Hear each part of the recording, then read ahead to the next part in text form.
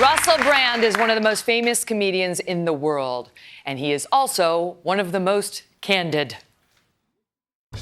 Russell Brand is everywhere. Some know him as an actor from hit films like Forgetting Sarah Marshall. Oh, right, hey, I'm All the Snow. I know who you are, yeah, you're very, very famous. Yeah, I am, for my sins. Others as a stand-up comic. Some may even remember his short marriage to a pop icon. And kids may recognize him from their favorite animated films. And here, of course, is the new weapon you ordered. Like Dr. Nefario in Despicable Me, or Creek in Trolls. Everyone, we must all remain calm. But there's more to Russell Brand than cinema and spectacle. In his memoirs and comedy special, Messiah Complex, he revealed his struggles with alcohol, food, sex, and drugs. I was on a lot of drugs that day, a lot of drugs. He's even testified before British Parliament, becoming a voice for those who battle addiction.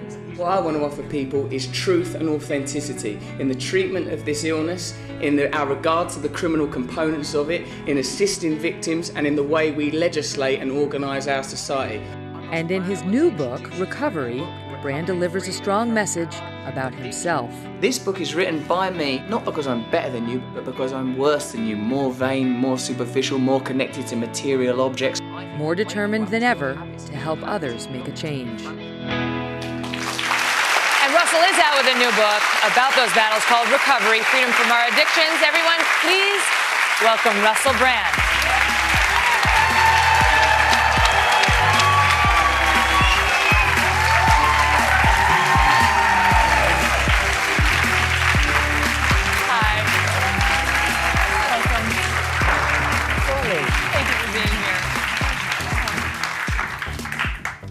Wow. Thanks. This book is raw, it is honest, it is self-effacing, and you talk openly about addictions to alcohol and drugs and sex and porn and your phone and food. And you use those to mask what? Oh, well, personally, what I think, Megan, is there's a great deal of unaddressed pain, a lot of unconscious unhappiness that the world is dealing with, and it manifests on an individual level, perhaps as addiction and attachment to anything, like you've just brilliantly listed, and that was a lovely VT package. And I love you in the daytime. Well done coming into the glorious light. You seem beautiful here. Thank you. Thank you. It's like you've escaped. You're like an escaped stormtrooper who's took his helmet off to reveal great beauty. You belong here among the light. Well, so I suppose what it is that a lot of people are running on the energy of negativity, and like there'll be lots of ways of negativity manifesting. E.g., for example, a negative leader may emerge, like a carbuncle president. That's just a random example from an Englishman. But I think that addiction on a personal level can be like an attachment to technology, an attachment to sex, an obsession about what other people think of you. Now, I'm just learning about all this stuff, but the reason I've written this book, Megan, is I believe it's possible for people to be happy. I believe it's possible for people to be connected. I think we're trying to solve inner problems externally continually. In fact, consumerism depends on that idea. So I just wanted to put spiritual ideas into the world in an easy-to-understand way. How'd you get it started? Because that was a lot to conquer. It is a lot to conquer, and I did it one day at a time and one issue at a time. When I started out, I was a terrible, terrible drug addict. I mean, even I watched that clip package you just put on. That was me sort of 13 or 14 years clean, dressed like that wrestler, The Undertaker. Did you see me there? That was in a parliamentary committee. It's extraordinary. I kind of appreciated the boldness of it. That's what I was going for, is boldness. Some people say, this guy's got a message and a mental health problem. But, and in a way, both things are true. And I sort of feel like this is a time where sort of, like in this country alone, there's a horrific opioid problem, there's a terrific mental health problem, and I feel like we need new ways of talking about it. And for me, the acknowledgement of my own flaws and my own weaknesses, and the recognition that none of the external solutions will work for me, whether it's fame, glamour, money, pornography, whatever, and that actually, oddly, peculiarly, spirituality will work for me, is the thing I want to convey. I love that you're trying to help others with it. It's not just about your story. You're trying to, and you write, when are you going to recover the person you were born to be? That's a lovely idea, isn't it? That there was an intention. There's someone that we're supposed to realise, the same way we would understand that with a tree, that a tree has an intended journey, that if it isn't impeded by other people, or perhaps even other trees, it will grow in a certain direction. I suppose the idea that I want to get across is that we don't choose between having a programme and not having a programme. All of us are living by a programme, in most cases the unconscious programme of our childhood, the unconscious programme of our conditioning and our culture, and I think there is a way to liberate ourselves from that. But and you write about how what we're trying to do is stay unconscious. We use these things, not always as an addict, but even if you're addicted to your phone, or even if you're abusing alcohol, or you're using it to not deal with things that continue to bubble up. And you, I know, used meditation as one of your steps. 12-step program, meditation, which we're going to talk to Russell about because he's going to help us learn how to do it. I will do that. Right?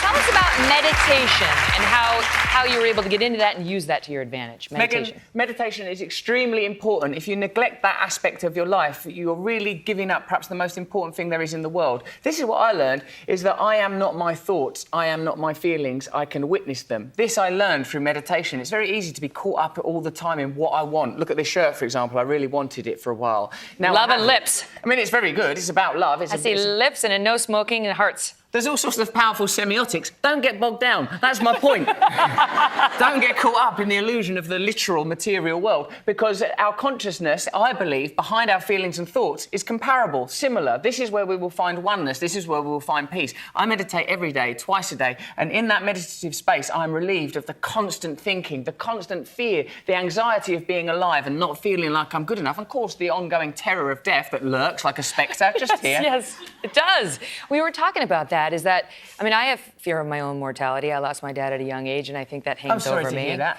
I know your mom had cancer when you were 7. She's got cancer again right now. She's having chemotherapy at the moment. She's had cancer 6 times, but the woman is very resilient. She likes it here on this planet, clearly. But do you fear death? To me, you seem fearless. Are you fearless? I'm really glad that you think I seem fearless, because it's an act I'm putting on. I have quite a lot of fear. I worry about what other people think of me. I worry about my place in the world. I worry about whether or not we can live loving one another. I worry about whether I'm good enough, whether I look good enough, whether my body is good enough. Sometimes I worry about my teeth. You do, it is. Yeah? Oh, what a relief. So, and I suppose the thing is that I only identify with myself in the way I look and what other people think of me and what I earn, all these things are definitely going at death, if not before. So I have to have some other meaning to my life, and I wouldn't have that if it wasn't for this programme. Mm-hmm. And as I say, without the programme, this positive programme that makes me of service to other people, the other programme takes over and turns me into a selfish little narcissist. Very easily done. There's a spectacular quote in the book, which I love, which reads, "My old way of life is with me still, like a worn-down coin in my pocket that I toy with from time to time. Like a madman, I sometimes countenance going back into the burning past to snatch at some scorched pleasure. How did I become this person on the other side of my misery, on the other side of my life?" God, you should have done the audiobook. That was amazing. Is that incredible gravitas? Is that about a fear of relapse? Do you wrestle with that? What I think it is moment to moment we have the opportunity, moment to moment in relationship, to be loving and beautiful to one another or be cruel to one another. And at a time where cruelty and danger and sort of mad, crazy behaviour is so prevalent in our culture, I suppose we have to recognise it in ourselves moment to moment, because that we do have control of. I can't control some of the crazy things that are going on our planet, but I can control whether or not I speak to people with dignity and love. That choice I do have. Mm-hmm. So I suppose it's about a very simple thing. I think by personal change, we can change the entire world. I know that sounds deep, but it's actually from Rocky IV. Sylvester Stallone is very deep, Yeah, truly. If you read that man's writings, he knows a thing or two. All right, wait, I want to bring the audience in on this. Lexi, up there, you've got a question. Hi. Hi, Russell. My name's Alexi. I have a question. What tips do you have for someone who's in early recovery? If you are in early recovery, thank you for that question, and firstly, well done. I think it's important to spend time with other people that have your condition, to be in support groups where people understand you. I think it's important, as soon as you feel pain, not to live in the pain, but to connect with other people. I think we've become accustomed to being in misery. Somehow this idea that we're meant to be suffering has taken hold of life. I do not agree with it. If you find yourself in pain, speak to another person with more time than you. Speak to a person person with less time than you. Sometimes over the course of a day, I feel a bit miserable and I think, have you done anything for anyone else today? Often the answer is no. Like, all I've done all day is thought about myself and done things for myself. So in early recovery, you need help and you need love and you need to be around loving people. But as you get further down the path, which you will need to make yourself available to help others. And congratulations on your recovery. Absolutely. I know, speaking of surrounding yourself with loving people, newly married and a new father, how's that treating you? I love being a new father. I love my little daughter. In a month, she'll be a year old, little Mabel. She's so beautiful and so glorious and so full of joy and love. But I'll tell you this now, Megan, she's a vicious, vindictive, villainous little character. She thinks ow is a word. Her first word was ow because it's what she hears me say all the time, because she gets this chest hair here, twists it and pulls it like a UFC master, like Conor McGregor, and I go ow, and she just goes ow, ow. Let the waxing begin. That's right. Well, congratulations to you. Hey, congratulations to you. Thank Now you. that I meet you as an actual human being, I feel appalled that anyone would ever be rude to you. You're glorious. Thank you very much. Thank you. I appreciate that. Russell Brand, everybody. We love him even more than we thought we did. His new book is Recovery, Freedom from Our Addictions. We'll be right back.